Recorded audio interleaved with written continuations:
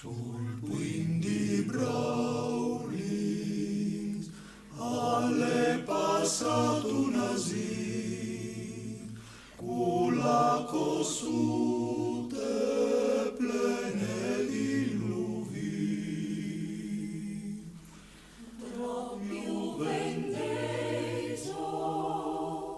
Troppiu vendeso parò.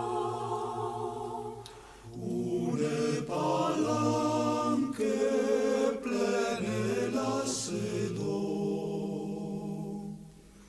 E quando